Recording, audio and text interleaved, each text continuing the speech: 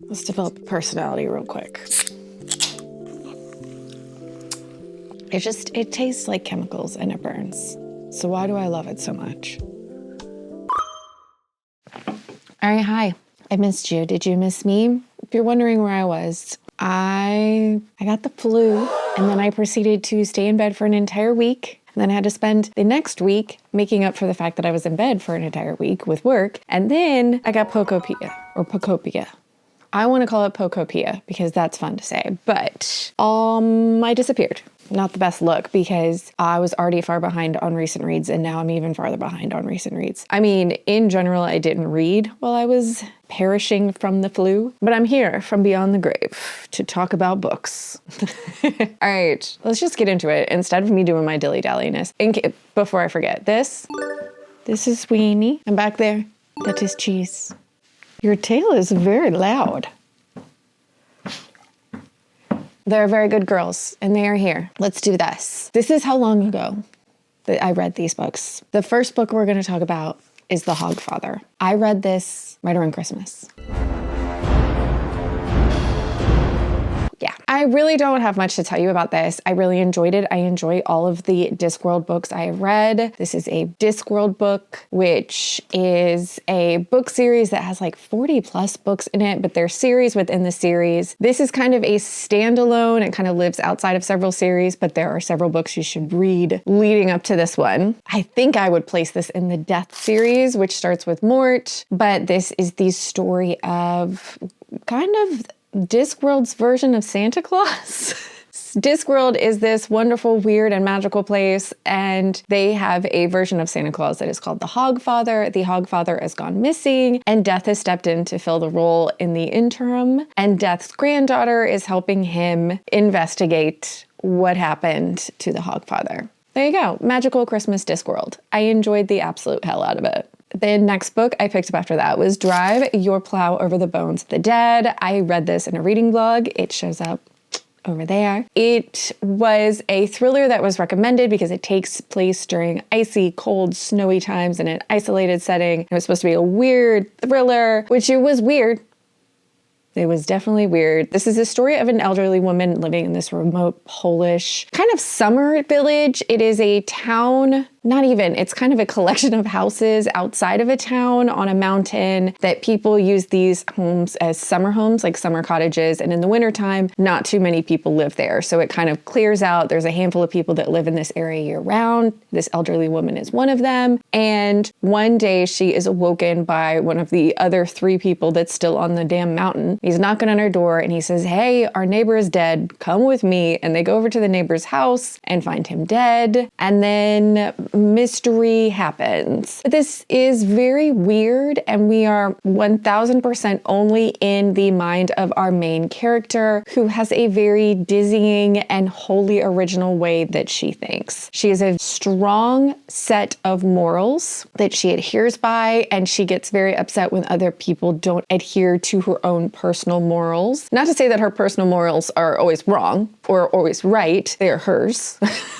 They're what she has deemed everyone should live by. She really likes animals, which you can't fault that, but she's also very into astrology. The amount of astrology that I was having to read about, when that is not something that I am well versed in, nor did this book make me care about it, was mind-boggling. Absolutely. I could not wrap my head around why we were spending so much time with this astrology, other than to reiterate that our main character has a very strange and dizzying way that they think and that they rationalize. But I didn't enjoy this. I think I ended up giving it like 2.5 stars. I think there's people out there that are really gonna like this. Thrillers, which is what I would kind of call this, or maybe like a murder mystery, because I don't know. I don't even know how you would classify this, but it just didn't really work for me because I didn't like being in our main character's head, and that was the only place we ever were. The snowy setting was interesting, but that's about all it gave me, you know? The next book I read after that, also in that blog, is The Art Thief. And this is a nonfiction about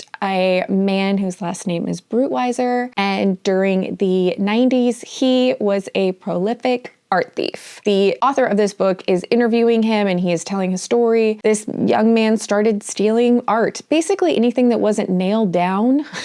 If he could somehow get it out of that museum, he would get it out of that museum. The reason he was able to do this for as long as he was is because he wasn't selling these art pieces. He was hoarding them like some kind of weird art dragon. He had a room full of art and sculpture and historical pieces, crossbows and tiny sculptures and chalices, anything he could get out of museums, he would take out of museums. I think you also have to wrap your head around, like, he wasn't going to the Louvre every day and stealing these things. He was going to a wide multitude of museums, traveling to these museums. His girlfriend of the time and his mother are also main characters within the story of this art theft. You know that this man is going to get caught because we are reading the book about his art thievery. It was, in general, a pretty easy listen. I enjoyed it. And with the recent art theft at the Louvre, very timely, you know? The next book I picked up after that was One Yellow Eye. This I picked up because it said it was a new take on a zombie story, and although I agree with that, I didn't end up loving this. It was just fine. This is a very sad and somber story, so if you're expecting like high-octane zombies, that is not what you're getting. This is set in a world similar to 28 Weeks Later, in that we are in London. The zombie outbreak has happened, but we are now on the other side of it. So basically zombies have for the most part been dealt with, and people are now starting to try and get back to regular life, going back to their jobs, going back to the grocery store, just trying to find some semblance of what life will be after the zombies.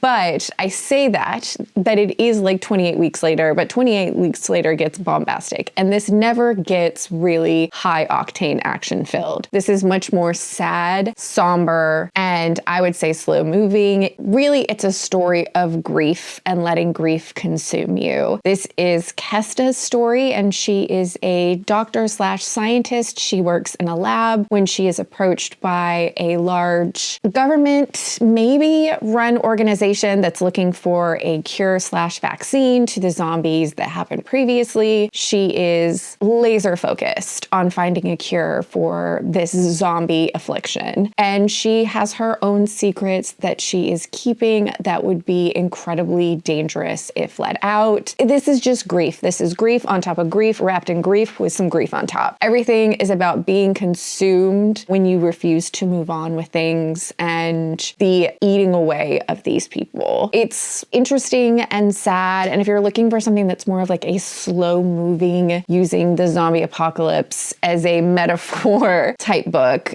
I liked this just fine. It's worth trying out. The next book I picked up after that was Our Wives Under the Sea. This is a book that I've seen for a while now. I feel like a lot of people really, really enjoyed this, and I ended up having an okay time with it. I think the writing itself was absolutely beautiful. I just don't feel like much happened, but I still liked it enough to give it 3 stars, which isn't bad. 3 stars is not bad. This is the story of Leigh, and she is some sort of marine type biologist, biomarine life, and she has gone on a submarine type mission with some other scientists under the sea. They are lost under the sea, and when they return, Leigh comes back changed, and we have the point of view of Miri, who is Leigh's wife, who is dealing with the aftermath of this disappearance and return of her wife from this situation, is seeing all of the changes that are now present in her wife. We get the point of view from Miri of everything that has happened after this submarine disappearance, and we get the point of view of Leigh from the time the submarine goes under the water and kind of what happens underneath the sea. I found this very slow and introspective, and not much happens. This is a story of, again, grief, but this is more of a traumatic event truly changing a person and how they will continue to change as they process that grief. And sometimes relationships aren't going to survive very traumatic events. There is just some things that can't be survived. This was absolutely gorgeously written. Like, I want to reiterate that. The writing in this was absolutely beautiful. The story was just fine for me. The next book I picked up after that was The Lost Village, and this claimed to be like a horror thriller that was the Blair Witch Project meets Midsommar, which I was intrigued, right? Like, who doesn't want to read that? I ended up giving this 3 stars, and looking back, I feel that is a little kind. This is the story of a young woman named Alex, and she is a documentary filmmaker, and she is absolutely obsessed with this small mining town that at one point, all of its residents disappeared. Her grandmother's family lived in this small town. Her grandmother did not live in this small town at the time of everyone's disappearance, so she did not do a disappear. But her entire family did. There was also this strange story of a baby being found in this town. Nobody knows whose baby it was. Everybody is gone. There's a lot of just strangeness around this. So Alice and a small group of people arrive in this secluded location, this deserted small town, and start doing a little digging, trying to find out what happened to everybody. This is a little bit bloody, a little bit spooky, a big deserted town, these people wandering around trying to figure out what's happening. And there is a lot of tension within the group itself. There is a history with Alice and some of the other people that she's brought along to make this documentary. This was absolutely fine. I think the ending was stupid.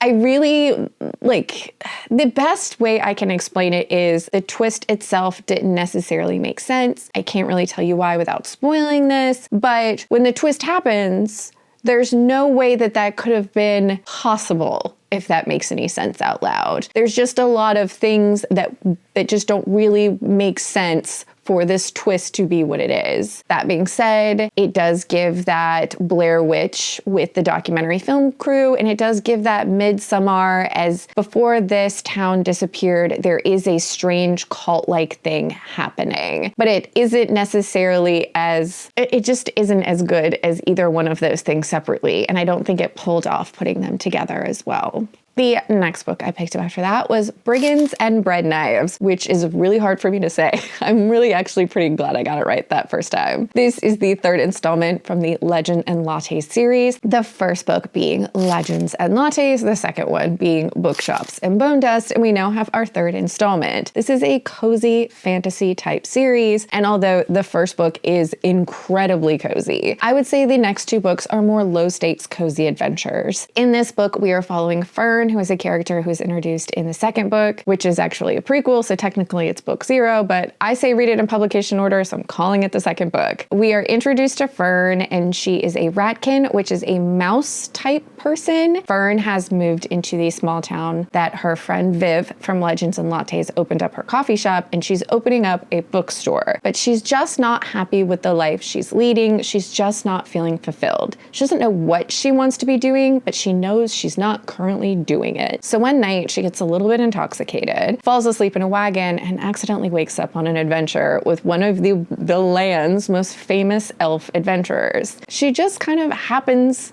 to find herself on an adventure, and she travels with this elf and some other found family we make along the way across the countryside, encountering obstacles. If you like low stakes fantasy and you liked Bookshops and Bonedust, you're going to like Brigands and Breadknives. The next book I picked up after that was The Unworthy, which is the newest book from the author that brought us Tender as the Flesh. If you've never heard of this book, I don't know what rock you've been living under, but I hope it's been nice and warm. And I'm sorry that we had to bring you out here into the world. This book is a cannibalism book. And it's hard. It's a hard read. But I actually read The Unworthy before ever getting to this one. The Unworthy is a dystopian type cult book. We have a narrator who we are reading her diary entries. She is a member of the House of the Sacred Sisterhood, which is some sort of kind of crazy cult. She is one of the unworthy, and all of the unworthy try and prove themselves through this strange, torture-filled religion in order to become the ascended. So your goal is to go from like an unworthy to an ascended through torture. I mean, it's proving your worthiness, right? But a lot of the things that are happening are very violent, are very aggressive. The enlightened all have these horrific things done to them. There is immediately some sort of undercurrent that you know something sinister is happening, even aside from the torture that they're all really happy about. And this is taking place in a dystopian type setting. The narrator eventually starts having the layers peeled back about about what's happening when a new woman shows up, and it starts to bring to light some of the things that happened in our narrator's past. I would sum this up as it's like The Handmaid's Tale, but like with torture at the end of the world. Like, that's how I would sum this up. This ended up not being a hit for me. It was fine. I ended up reading it and wanting to pick up more from this author. I didn't hate it, but I didn't necessarily understand what messages we were trying to convey other than everything is awful. Everything is awful all the time and women are taken advantage of. I don't even know if that's what we were trying to say, but that's what I was getting. It was brutal, and I read it.